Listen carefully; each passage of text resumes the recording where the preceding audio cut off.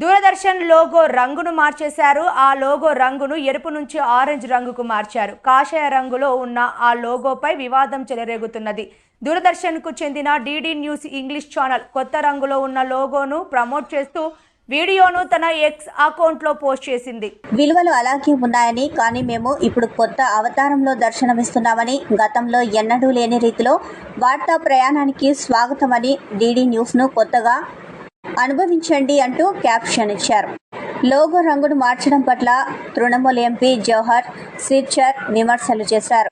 ఆ లోగో రంగు తగిన విధంగా లేదని అన్నారు. దూరదర్శన్ లోగోను కాషాయంలోకి మార్చడం చాలా బాధగా ఉందని, ఇప్పుడు ఇది ప్రసార భారతి కాదు అని ప్రచార భారతిగా మారిందని మాజీ సీఈఓ తన పోస్టులో విమర్శించారు.